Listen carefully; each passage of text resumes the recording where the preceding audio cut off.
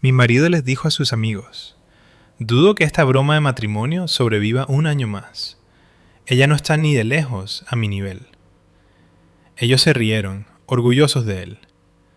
Yo sonreí y dije: ¿por qué esperar un año? Terminemos con esto hoy mismo.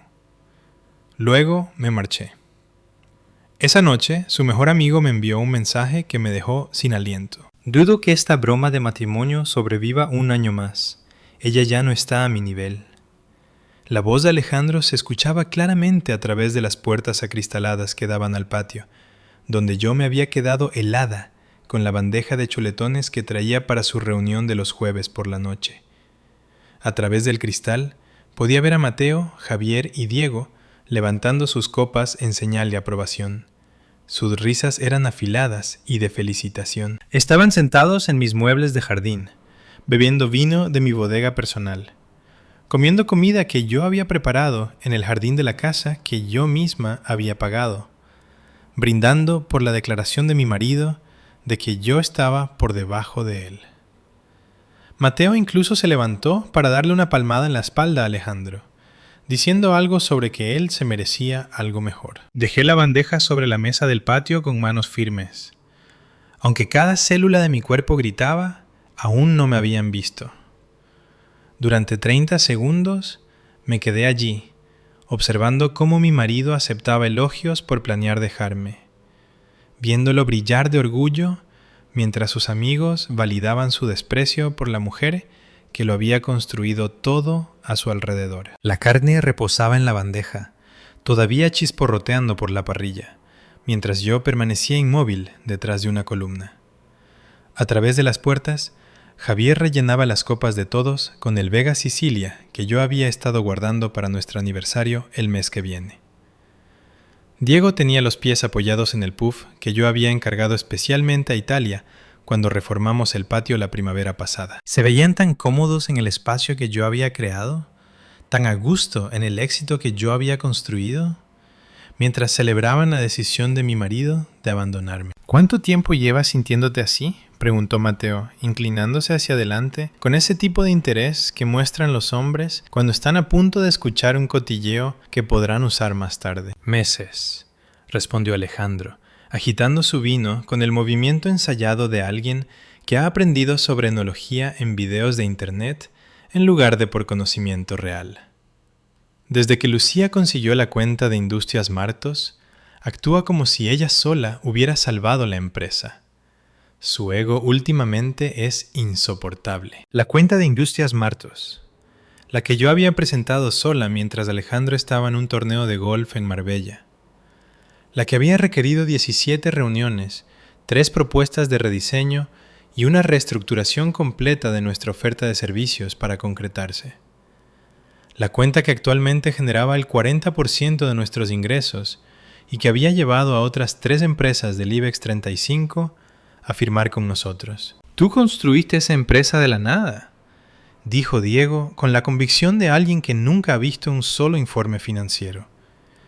«Ella solo tuvo suerte con un par de buenos trimestres». Vi a Alejandra sentir, aceptando esta revisión de la historia como si fuera un hecho, como si no hubiera estado desempleado cuando nos conocimos, como si yo no hubiera estado dirigiendo una exitosa operación como autónoma que transformé en una agencia mientras él perseguía un proyecto fallido tras otro. La plataforma de intercambio de criptomonedas que perdió 60.000 euros. El servicio de suscripción de kits de comida que nunca se lanzó. La aplicación de meditación que no podía competir con las alternativas gratuitas. Cada fracaso había devorado nuestros ahorros, los ahorros que yo había construido, mientras él prometía que la siguiente idea sería la definitiva. Javier se levantó para coger otra botella de la vinoteca que yo había instalado en la cocina exterior. Necesitas a alguien que aprecie lo que aportas, Alex. Alguien que entienda que ser un visionario no se trata del trabajo pesado del día a día. Ser un visionario. Así se llamaba Alejandro a sí mismo en las cenas mientras yo me encargaba de la visión real de hacer crecer nuestra empresa. Él acorralaba a la gente con sus teorías sobre disrumpir industrias, mientras yo cerraba tratos, gestionaba el personal y respondía a llamadas de clientes a medianoche.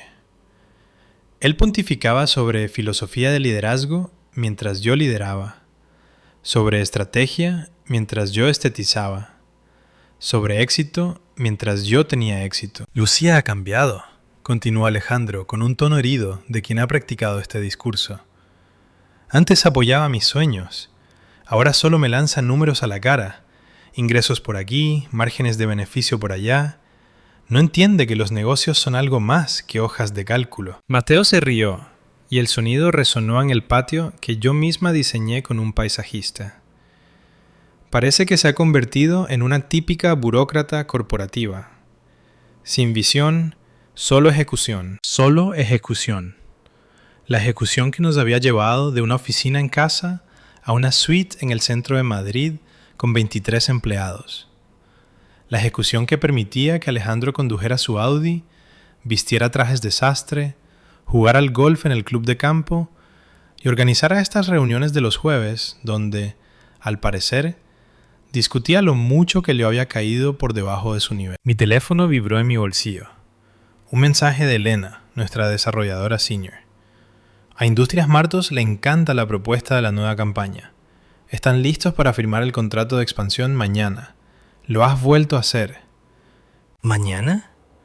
Mañana tenía la reunión más importante de la historia de nuestra empresa. Un contrato que duplicaría nuestros ingresos y nos establecería como un actor principal en la industria. Y aquí estaba mi marido, mi socio comercial, el hombre cuyo nombre figuraba junto al mío en cada documento de la empresa, diciéndoles a sus amigos que nuestro matrimonio era una broma. Lo que pasa, dijo Alejandro, sirviéndose otra copa, la cuarta según mis cuentas, es que lo he estado documentando todo. Cada vez que tomo una decisión sin consultarme. Cada vez que socava mi autoridad con el personal. Mi abogado dice que tengo un caso sólido para quedarme con al menos la mitad de la empresa. Tal vez más. Su abogado Ricardo Pardo, del club de campo, el que me dijo que era solo un compañero de pádel. Se habían estado reuniendo para dividir los activos que yo había construido mientras yo los estaba construyendo. Hombre inteligente, dijo Javier, levantando su copa de nuevo. Ten todo atado antes de que ella se dé cuenta. No lo verá venir. Alejandro les aseguró que no, con una confianza alimentada por el vino y el eco de validación de sus amigos. Lucía se cree muy lista con sus presentaciones y contratos, pero no entiende el verdadero juego que se está jugando aquí. El verdadero juego. El juego donde él había estado planeando destruirme mientras dormía en mi cama, comía en mi mesa y vivía de mi éxito. El juego donde había convencido a sus amigos, y probablemente a sí mismo, de que yo era la afortunada en este matrimonio. Recogí la bandeja de carne, ahora fría hasta el punto de que necesitaría recalentarse. A través del cristal, los observé a los cuatro. Estos hombres que habían comido en mi mesa docenas de veces, que habían celebrado fiestas en mi casa, que se habían beneficiado de mi hospitalidad mientras creían, al parecer, que yo estaba por debajo del nivel de su amigo. Las reuniones de los jueves tenían sentido ahora. No eran partidas de póker ni sesiones de estrategia, sino reuniones de planificación para mi humillación. Cada semana, mientras yo trabajaba hasta tarde o viajaba por negocios, ellos habían estado reforzando los delirios de Alejandro, alimentando su ego, ayudándole a construir una narrativa donde él era la víctima del éxito de una esposa desagradecida. Empujé las puertas acristaladas con la bandeja todavía en mis manos. 4 cabezas se giraron hacia mí en perfecta sincronización, sus risas muriendo en el acto. La copa de cristal de Alejandro se detuvo a mitad de camino hacia sus labios. El líquido ámbar captó las luces del patio que yo había colgado el verano pasado. El silencio que siguió fue tan completo que pude oír el zumbido lejano del filtro de la piscina del vecino. Lucía. La voz de Alejandro se quebró al pronunciar mi nombre, transformándose de narrador confiado a adolescente pillado en una sola sílaba.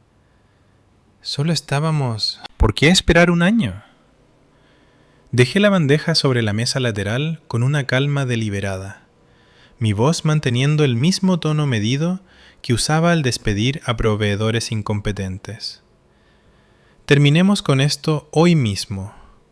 No querría que tuvieras que soportar otros 12 meses casado con alguien tan por debajo de tu nivel. El rostro de Mateo se puso blanco. Javier, de repente, encontró fascinante la pantalla de su móvil. Diego incluso dio un paso atrás, casi volcando la vela de citronela que yo había encendido antes para ahuyentar a los mosquitos. Pero Alejandro, mi marido de 12 años, el hombre que había prometido amarme y honrarme frente a 200 invitados, se limitó a mirarme con la boca entreabierta, sin que le salieran las palabras, por primera vez en su vida. Me di la vuelta y volví a entrar por las puertas, dejándolos congelados en su cuadro de culpa. Mis pasos sobre el parqué resonaron por la casa mientras me dirigía directamente a nuestro dormitorio. Detrás de mí, oí susurros frenéticos y el chirrido de las sillas contra el suelo. El pánico de los hombres que habían sido pillados no solo cotilleando, sino conspirando. En el armario del dormitorio principal estaba mi juego de maletas, un regalo que me hice tras cerrar nuestro primer contrato de 1 millón de euros. Saqué la maleta más grande y la abrí sobre la cama que habíamos compartido durante 5 años en esta casa. Mis manos se movían con precisión quirúrgica, doblando las americanas que había llevado a reuniones a las que Alejandro no había asistido, empacando las joyas que me había comprado tras cada hito importante en el negocio, recogiendo los bolsos de diseñador que representaban bonificaciones que él afirmaba que eran nuestro éxito, a pesar de no haber contribuido nada para ganarlos. Del baño recogí mi rutina de cuidado de la piel, los costosos serums y cremas en los que había invertido, porque cuidar de mí misma era una de las pocas cosas que podía controlar mientras gestionaba una empresa y un matrimonio con alguien que resentía mi éxito. El botiquín contenía mis frascos de vitaminas y las pastillas para dormir que había necesitado con más frecuencia a medida que las reuniones de los jueves de Alejandro se volvían más largas y ruidosas. Oí pasos en la escalera, varios juegos de pies, vacilantes y descoordinados. Subían como niños que se acercan a un padre al que han decepcionado, sin saber si se enfrentarían a la rabia, a la decepción o a algo peor, la indiferencia. Lucía, por favor, ¿podemos hablar de esto? Alejandro apareció en el umbral del dormitorio, con su cabello cuidadosamente peinado, ahora desordenado por pasarse las manos por él. Detrás de él, pude ver a Mateo merodeando en el pasillo, con una mezcla de culpa y algo más en su rostro. ¿Alivio, tal vez? No hay nada de qué hablar. Cerré mi neceser y lo coloqué en la maleta. Has dejado tu posición muy clara. Estoy por debajo de ti. Nuestro matrimonio es una broma. Te has estado reuniendo con Ricardo Pardo para los trámites del divorcio. ¿Qué es exactamente lo que te gustaría discutir? El color desapareció de su rostro al mencionar a Ricardo. ¿Cómo sabías lo de mi abogado? Saqué mi maletín del portátil del armario, el que contenía cada contraseña, cada contacto de cliente, cada pieza de propiedad intelectual que yo había desarrollado para nuestra empresa. De la misma manera que sé de la cuenta bancaria separada que abriste en enero. De la misma manera que sé que has estado diciendo a posibles inversores que soy emocionalmente inestable y que estoy perjudicando a la empresa con mi ego. Mateo entró en escena detrás de Alejandro, y algo en su expresión hizo que todo encajara. La culpa no era solo por lo de esta noche. Era algo más profundo, más antiguo, cargando el peso de una traición prolongada. Fuiste tú, dije, mirando directamente a Mateo. Tú me enviaste ese mensaje anónimo hace 1 hora. Revisa las reuniones de los jueves de tu marido. Necesitas saber lo que dice de ti. Alejandro se dio la vuelta para enfrentar a su mejor amigo, su rostro contorsionándose con una rabia que nunca había visto dirigida a nadie más que a mí. ¡Tú le avisaste! Mateo enderezó los hombros y, por primera vez desde que lo conocía, pareció un adulto en lugar de un eterno hermano de juerga. Llevo 3 semanas enviándole capturas de pantalla a Alex. Cada mensaje en nuestro chat de grupo donde hablabas de ocultar activos. Cada discusión sobre el proyecto Luz de Gas. Cada vez que presumías de cómo ibas a quedarte con la mitad de todo lo que Lucía construyó, mientras la pintabas como la villana. ¿Proyecto Luz de Gas? Me reí, pero no había humor en ello. ¿De verdad le pusiste nombre como si fuera una operación militar, en lugar de simplemente destruir la reputación de tu esposa? Javier y Diego se habían acercado a las escaleras, atraídos por el drama que habían ayudado a crear. Se quedaron en el pasillo como actores que habían olvidado sus diálogos. Su valentía de antes se evaporó ante las consecuencias reales. Las reuniones de los jueves, continuó Mateo, con la voz ganando fuerza, nunca fueron para jugar al póker. Eran sesiones de planificación. Alejandro nos contaba su última estrategia para documentar tu supuesta inestabilidad. Hacerte fotos trabajando hasta tarde para demostrar que descuidabas del matrimonio. Grabar conversaciones fuera de contexto. Construir un caso de que tú eras el problema mientras él era el marido sufrido que intentaba mantenerlo todo unido. Doblé mi último vestido, el rojo que había llevado a la cena de Navidad de la empresa donde Alejandro había dado un discurso sobre la asociación y el éxito compartido, mientras yo sabía que él no había aportado nada a los números trimestrales. Y todos ustedes simplemente le siguieron la corriente. Pensamos que... empezó Diego, y luego se detuvo al darse cuenta de que no había forma aceptable de terminar esa frase. ¿Pensaron qué? Los enfrenté a todos. Estos hombres que habían comido en mi mesa, cuyos cumpleaños yo había recordado, cuyas esposas yo había consolado en sus propios problemas matrimoniales. ¿Que era divertido? ¿Que estaba justificado? ¿Que merecía ser destruida porque tuve la audacia de tener éxito? El silencio llenó el dormitorio, pesado y sofocante. Las manos de Alejandro se abrían y cerraban a sus costados. Su mandíbula se movía, buscando palabras que pudieran salvar la situación. Pero ambos sabíamos que no las había. No podías retirar lo que yo ya había oído. No podías deshacer 3 meses de planificación de mi destrucción. No podías retirar aquel... Ella no está ni de lejos a mi nivel, cuando la evidencia de quién estaba en qué nivel nos rodeaba en la casa que yo había comprado con el dinero que yo había ganado. Cerré la puerta del dormitorio tras de mí con un suave clic que se sintió más fuerte de lo que cualquier portazo podría haber sido. Las ruedas de mi maleta susurraban contra la alfombra del pasillo mientras pasaba por el muro con nuestras fotos de boda. Cada marco era un monumento a promesas que, al parecer, no habían significado nada para Alejandro. Detrás de la puerta oí voces elevadas. Alejandro volcando su furia sobre Mateo, el mismo amigo que finalmente había recuperado la conciencia tras 3 meses de complicidad. El ascensor de nuestro edificio se movía con una lentitud insoportable, dándome demasiado tiempo para pensar en lo que estaba dejando atrás.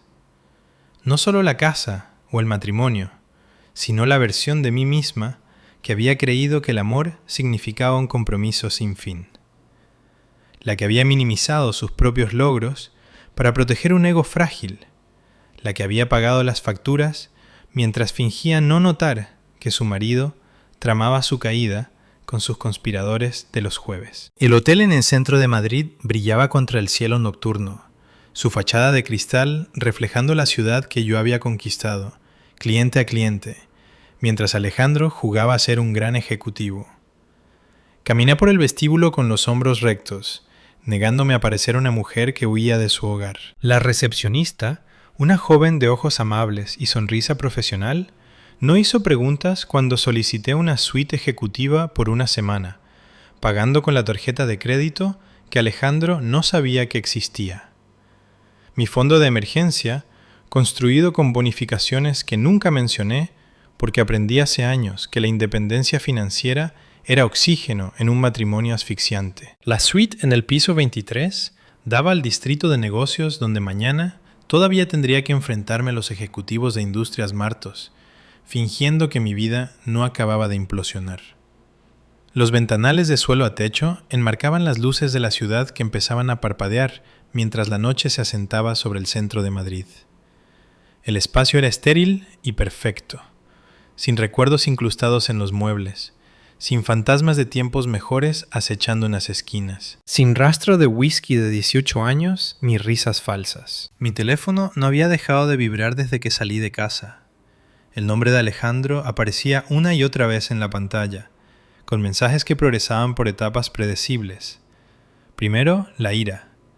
Estás siendo dramática. Vuelve aquí ahora mismo. Luego, la manipulación. Lo entendiste todo mal. Tenemos que hablar. La falsa disculpa.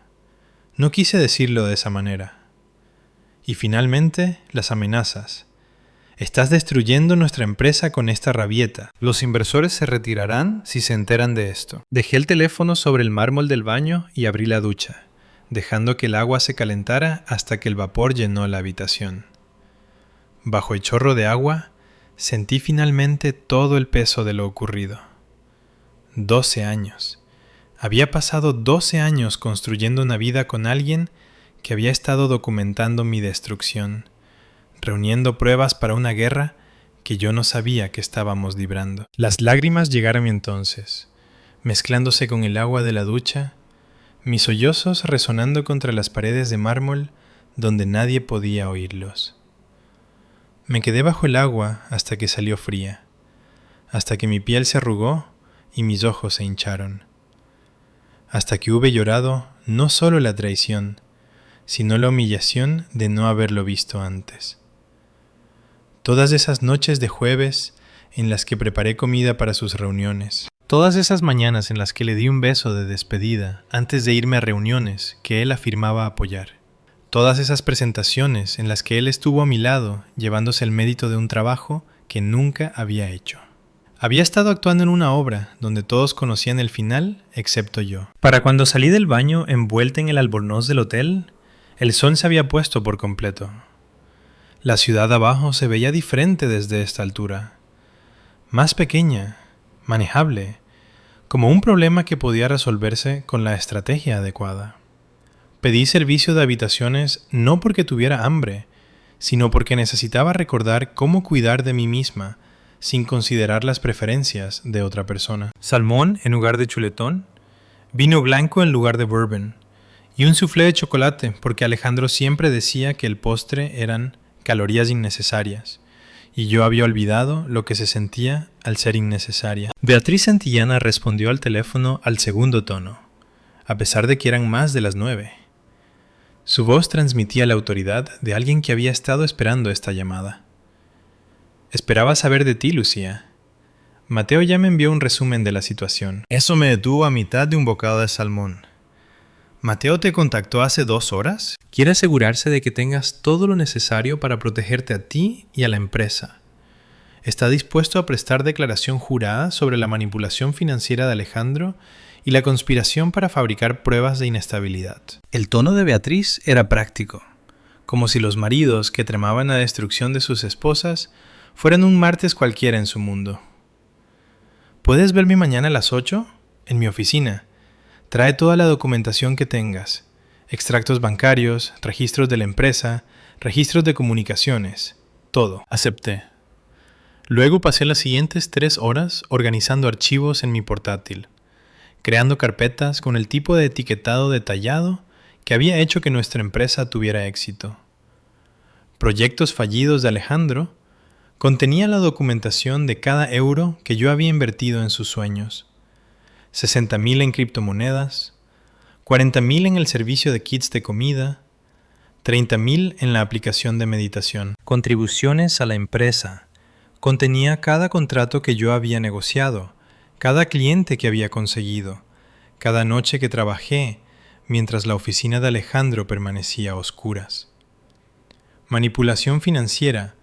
Pronto contendría lo que Mateo estuviera a punto de entregar. A medianoche, alguien llamó a mi puerta. Por la mirilla, vi a Mateo parado en el pasillo, luciendo más pequeño de lo que le había visto nunca, sosteniendo 3 cajas de archivo apiladas en sus brazos. Su habitual arrogancia había desaparecido, reemplazada por algo que parecía vergüenza genuina. Abrí la puerta sin hablar, apartándome para dejarlo entrar. Dejó las cajas sobre la mesa de café y se quedó de pie torpemente en el centro de la suite, con las manos en los bolsillos. Lo siento, dijo finalmente.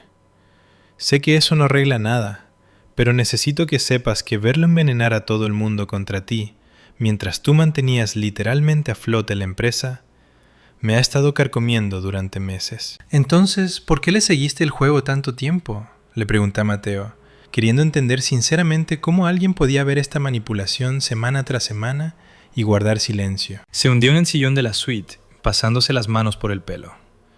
Al principio pensé que solo se estaba desahogando. Ya sabes cómo se quejan los tíos de sus matrimonios. Pero luego se convirtió en otra cosa. Empezó a tomar notas durante tus llamadas telefónicas, a hacer capturas de tus mensajes fuera de contexto, a construir toda esta narrativa donde tú eras la villana, y nosotros simplemente le dejamos. Abrí la primera caja, encontrando carpetas etiquetadas con la letra de Alejandro. Discrepancias financieras, pruebas de inestabilidad emocional, documentación de activos. Dentro había correos impresos que yo le había enviado sobre operaciones comerciales normales, anotados con sus interpretaciones. Un mensaje sobre trabajar hasta tarde se convertía en prueba de abandono conyugal. Una petición para revisar contratos se convertía en comportamiento controlador. Había retorcido cada interacción para convertirla en prueba de una historia que solo existía en su mente. Esto se remonta a enero, dije, sosteniendo una carpeta de hace 5 meses. Ha estado planeando esto desde principios de año. Mateo asintió, incapaz de mirarme a los ojos. Justo después de que consiguieras el contrato de Telefónica. Ahí fue cuando cambió de verdad. Antes de eso, podía fingir que era tu igual, pero ese trato dejó claro quién dirigía realmente las cosas.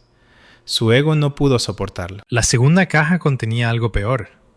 Fotografías. Fotos mías en mi escritorio a las 10 de la noche, tomadas a través de la ventana de la oficina. Capturas de mis publicaciones en LinkedIn sobre el crecimiento de la empresa, resaltadas y anotadas con comentarios sobre mi necesidad narcisista de atención. Incluso fotos de la cena de cumpleaños de mi hermana, donde al parecer mis 2 copas de vino eran evidencia de un problema con la bebida. Nos pidió que colaboráramos, continuó Mateo con voz apenas superior a un susurro. Javier debía informar si te veía almorzando con algún cliente masculino. Diego rastreaba tus redes sociales en busca de cualquier cosa que pudiera ser tergiversada. A mí me asignaron vigilar tu relación con el personal, buscando cualquier signo de lo que Alejandro llamaba límites profesionales inapropiados. La tercera caja era la más dañina. Registros financieros, pero no solo los nuestros. Alejandro había estado creando una empresa en la sombra, registrando una sociedad limitada en una zona de baja tributación, incluso contactando con nuestros clientes con un nuevo proyecto que lanzaría pronto. El nombre en el papeleo era Soluciones Estratégicas Alcázar. Deliberadamente similar a nuestra empresa, Innovaciones Digitales Alcázar. Lo suficientemente cercano como para confundir a los clientes, pero lo suficientemente diferente como para alegar coincidencia. Mi teléfono vibró con un mensaje de Elena. Emergencia. Alejandro acaba de enviar un correo a toda la plantilla alegando que estás pasando por una crisis de salud mental y que él asume el control temporal de las operaciones. ¿Qué debo hacer? Le enseñé el mensaje a Mateo. Su rostro palideció. Está escalando más rápido de lo que pensábamos. Llamé a Beatriz inmediatamente y la puse en altavoz. Alejandro acaba de enviar un correo a toda la empresa diciendo que tengo una crisis mental. Reenvíamelo de inmediato, dijo Beatriz con voz cortante. Estoy presentando una medida cautelar de urgencia ahora mismo. Esto cruza la línea hacia la difamación y el fraude potencial. Mateo, ¿estás ahí? Sí, respondió él enderezándose. Necesito que me envíes todo lo que tengas sobre ese supuesto proyecto Luz de Gas inmediatamente. Cada mensaje, cada nota de reunión, cada pizca de evidencia. Lucía, no respondas a ese correo. No contactes con tu personal directamente todavía. Deja que yo me encargue de esto legalmente primero. Después de que Beatriz colgara, Mateo y yo trabajamos en silencio, organizando documentos, creando copias digitales, construyendo el caso que protegería no solo mi empresa, sino mi reputación. A las 2 de la mañana, finalmente hizo la pregunta que yo había estado temiendo. ¿Me odias por no haber hablado antes? Consideré mentir, ofrecer un perdón que aún no sentía, pero ya no quería más deshonestidades corteses. No sé qué siento por ti, Mateo. Viste a mi marido planear mi destrucción durante meses. Participaste en ello. El hecho de que finalmente te haya remordido la conciencia no borra eso. Él asintió, aceptando el juicio. Por si sirve de algo, Sofía amenazó con dejarme si no confesaba. Dijo que si podía ver cómo te pasaba esto a ti y callarme, nunca podría confiar en que no se le hiciera a ella algún día. Mujer inteligente, dije, y lo decía en serio. Sofía había visto lo que yo pasé por alto, que alguien capaz de participar en tal nivel de engaño era capaz de cualquier cosa. Mi teléfono sonó a las 3 de la mañana, un número que no conocía. Contra mi buen juicio, respondí. Lucía, soy Linda, la mujer de Javier.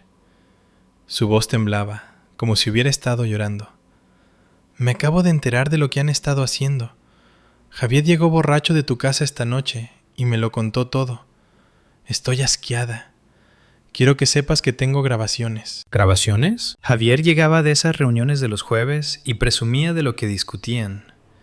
Pensaba que era divertido ver a Alejandro planear este esquema tan elaborado. Empecé a grabarle después de la 3ª semana porque algo me daba mala espina. Tengo horas de él describiendo sus planes, riéndose de cómo no tenías ni idea de lo que se avecinaba. Otra aliada surgiendo de un rincón inesperado. ¿Puedes enviárselas a mi abogada? Ya las he subido a una nube. Te envío el enlace.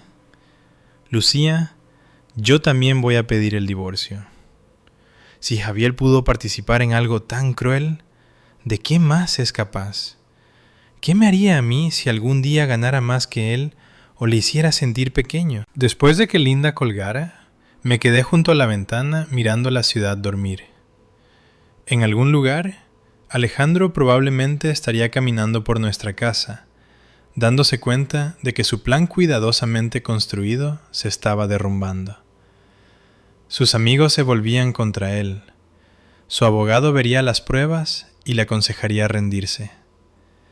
El personal al que intentó manipular elegiría a la persona que realmente había construido sus carreras. Mateo se levantó para irse a las 4 de la mañana. En la puerta se giró una vez más. Lo irónico es que Alejandro nunca estuvo por debajo de tu nivel, Lucía. Tú lo habrías llevado a cuestas para siempre si él simplemente hubiera sido agradecido en lugar de resentido. Le amaste lo suficiente como para hacerlo tu igual, incluso cuando no lo era. Eso es lo que él nunca entendió. Cerré la puerta tras Mateo y me quedé sola en mi suite, viendo salir el sol. 4 horas de sueño tendrían que ser suficientes. La reunión de inversores de hoy determinaría no solo el futuro de mi empresa, sino si la narrativa de Alejandro colapsaría bajo el peso de la evidencia. Me duché rápido, elegí mi traje negro más impecable, el que llevé al cerrar el trato con Telefónica, y me maquillé para ocultar el agotamiento. Beatriz llamó mientras salía del hotel. La medida cautelar ha sido aprobada. Alejandro tiene prohibido legalmente acceder a las cuentas de la empresa o tomar cualquier decisión operativa sin la aprobación de la Junta. Recibirá la notificación esta mañana, probablemente justo antes de la reunión. Estará furioso. Que lo esté. La rabia hace que la gente cometa errores. También he enviado el paquete de pruebas a cada miembro de la Junta individualmente. Habrán tenido tiempo de revisarlo antes de que os reunáis. El edificio de la oficina se alzaba contra el cielo matutino como un monumento a todo lo que yo había construido.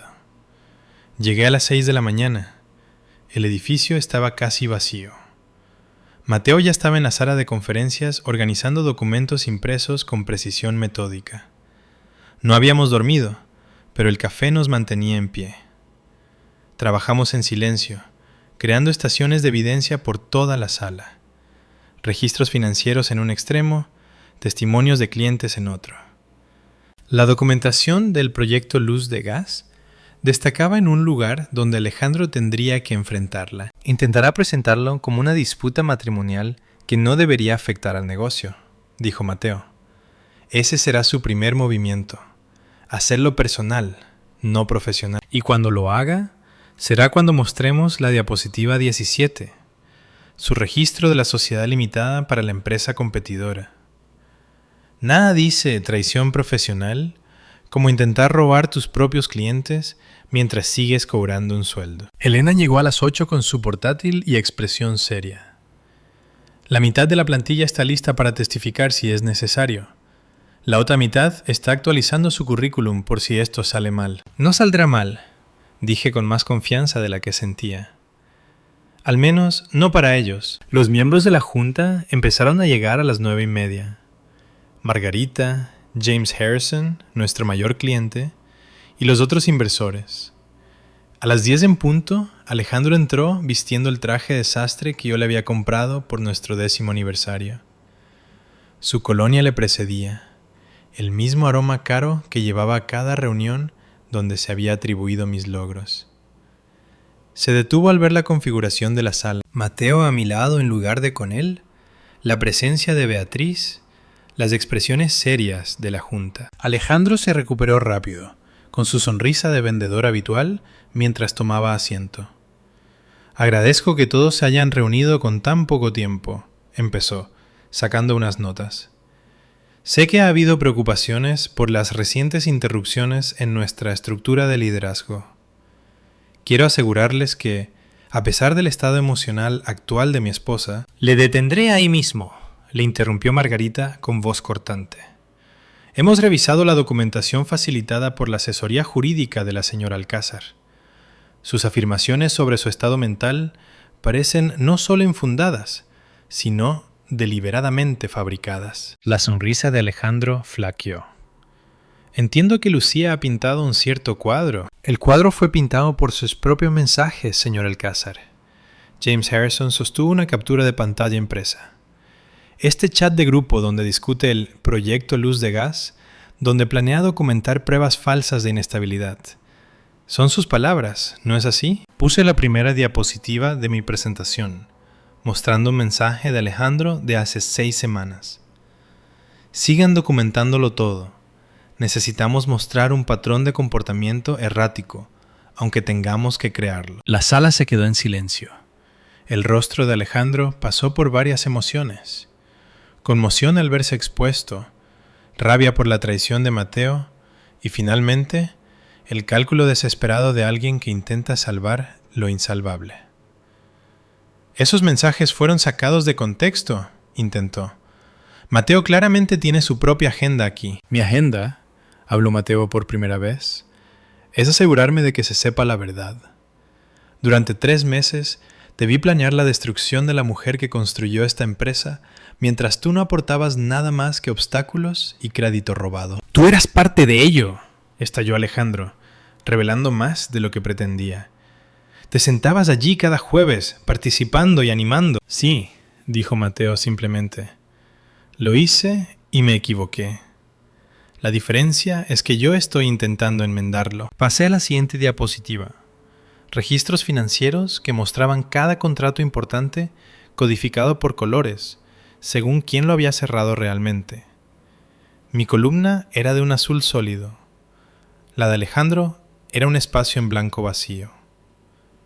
En los últimos 24 meses, comencé, he cerrado personalmente 17 contratos importantes por un total de 32 millones de euros en ingresos. Durante ese mismo periodo, el señor Alcázar ha cerrado 0 contratos, mientras percibía un salario de 400.000 euros anuales. James Harrison se inclinó hacia adelante.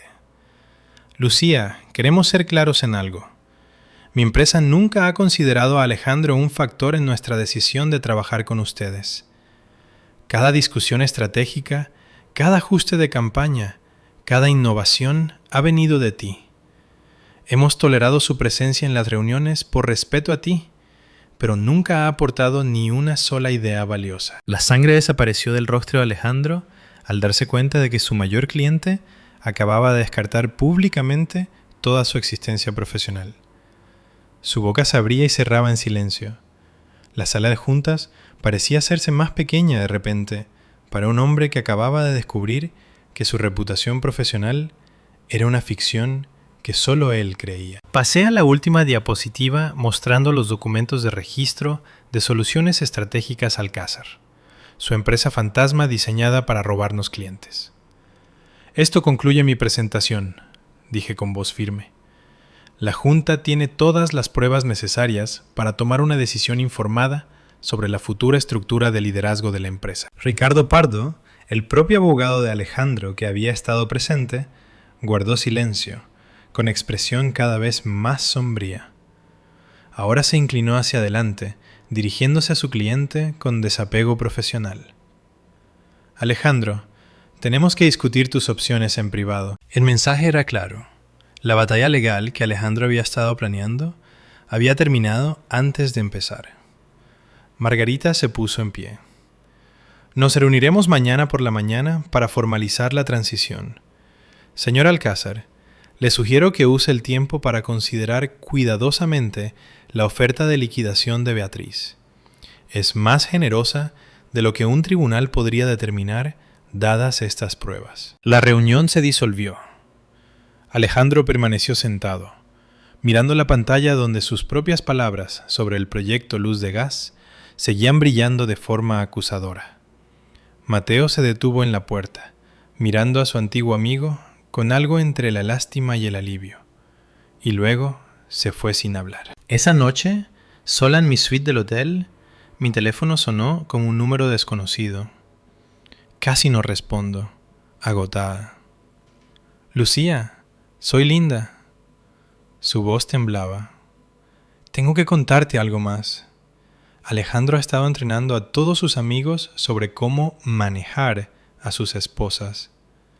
Lo llamaba mantener el marco y gestión estratégica de la relación. Se me revolvió el estómago. ¿Cómo que entrenándolos? Y he encontrado el diario de Javier. Páginas y páginas de consejos de Alejandro. Cómo documentar los gastos de tu esposa para que parezca irresponsable. Cómo confundirla sobre situaciones sociales para que dude de su memoria. Cómo posicionarte como el racional mientras la pintas a ella como emocional e inestable. Javier ha estado usando estas tácticas conmigo durante meses y yo pensaba que me estaba volviendo loca. La destrucción paralela de matrimonios. Alejandro no solo había estado planeando mi caída, había estado enseñando a sus amigos a destruir la confianza y credibilidad de sus propias esposas. Una clase magistral de manipulación disfrazada de partidas de póker. Le enseñé a Javier el diario, continuó Linda. Le hice leer sus propias palabras. La cara que se le quedó al darse cuenta de en qué le había convertido Alejandro. Lucía, nunca había visto a mi marido llorar hasta hoy. ¿Qué va a hacer? Va a cortar toda relación con Alejandro. También ha aceptado ir a terapia de pareja, aunque no estoy segura de que nuestro matrimonio sobreviva a esto.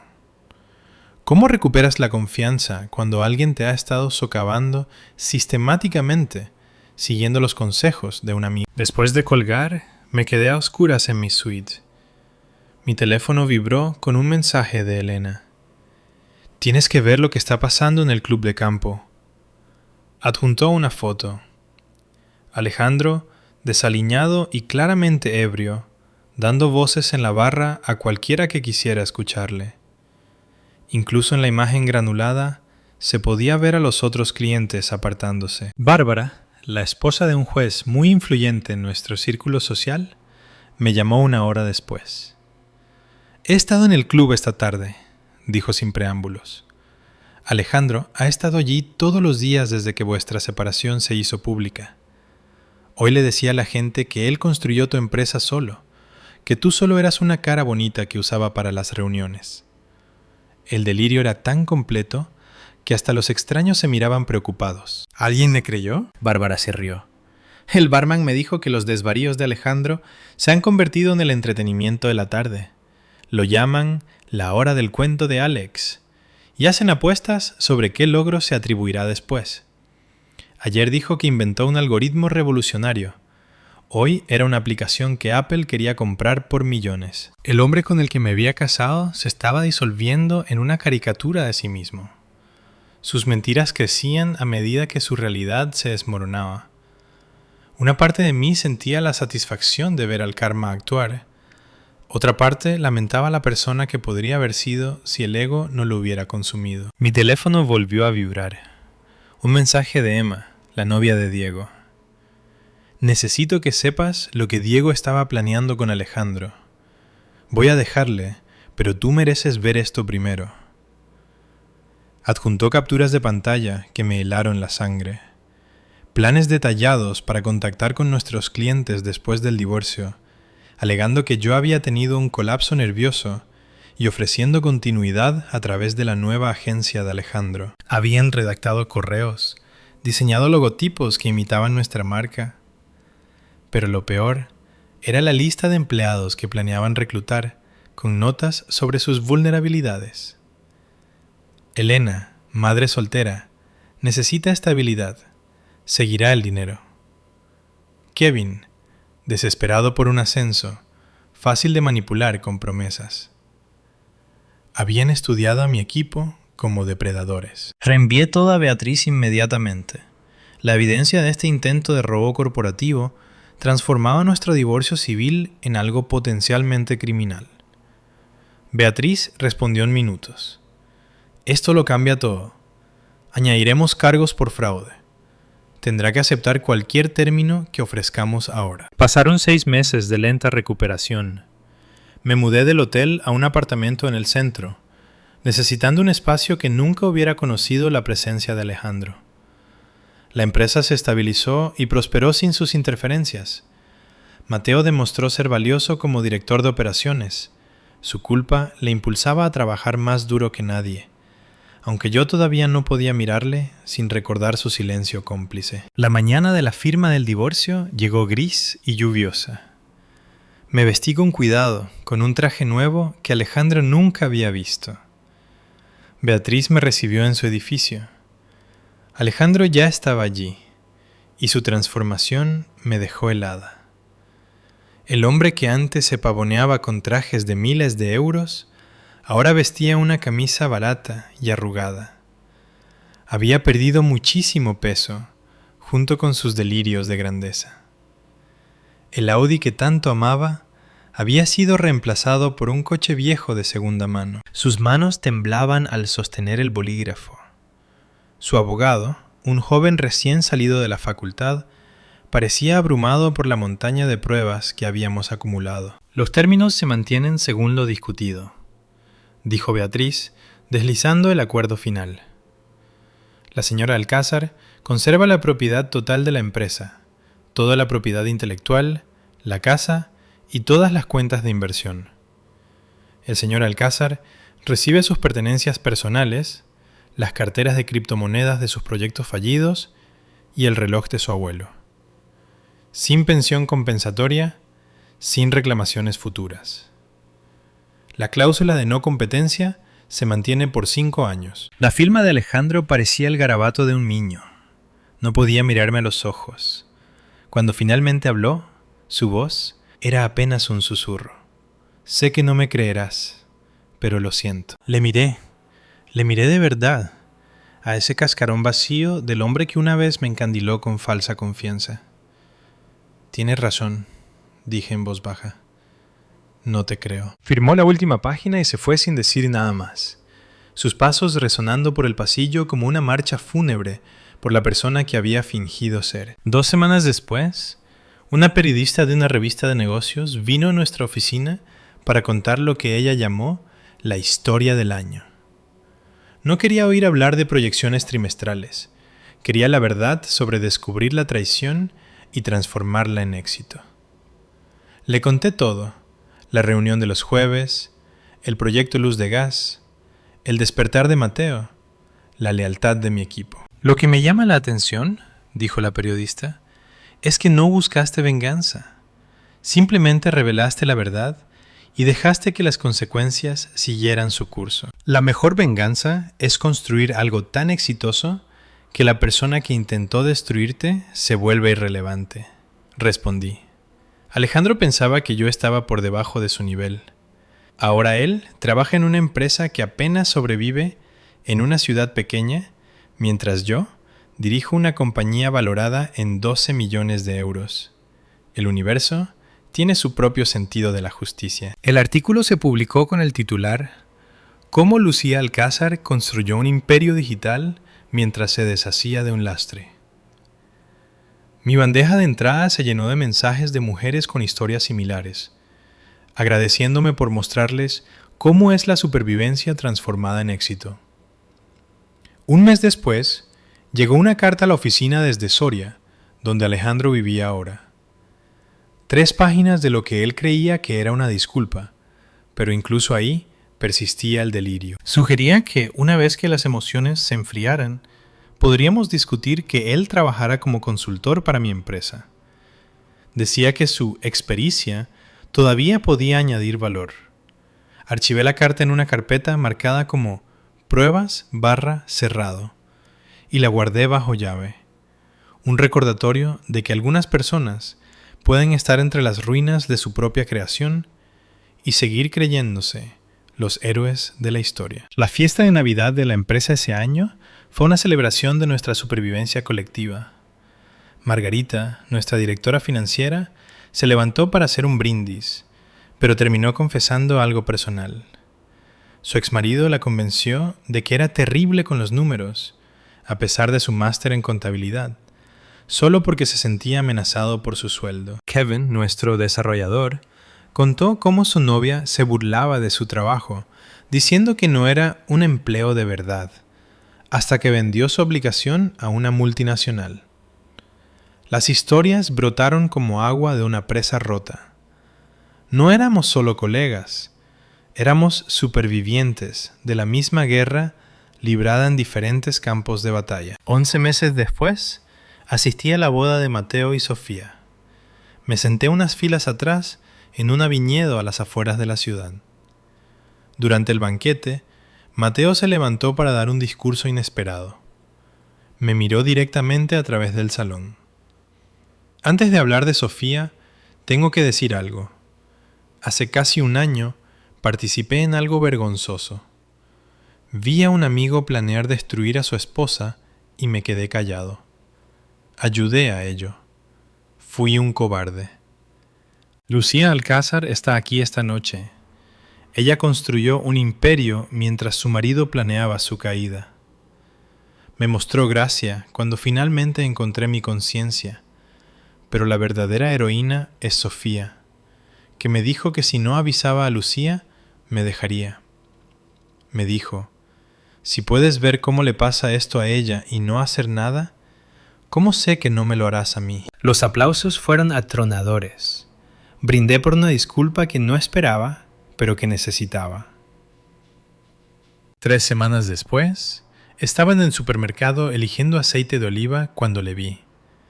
Alejandro estaba en el pasillo de la pasta, comparando precios de marcas blancas con la concentración de quien cuenta cada céntimo. Su ropa se veía vieja y desgastada. El anillo de boda que le puse hace años ya no estaba, dejando una marca pálida en su dedo. Nuestras miradas se cruzaron. Por un momento, amagó con acercarse a mí, abriendo la boca como para hablar. Pero algo en mi expresión, no odio ni rabia, sino indiferencia absoluta, le detuvo en seco. Le miré como si fuera transparente, como si no hubiera nadie allí, y volví a examinar las etiquetas del aceite. Él abandonó su carrito a medio llenar y caminó rápido hacia la salida, con los hombros hundidos. Yo seguí comprando, añadiendo cosas para la cena que organizaba ese fin de semana, para los inversores de mi segunda empresa. Una aventura de la que Alejandro solo leería en las revistas de negocios que ya no podía permitirse comprar.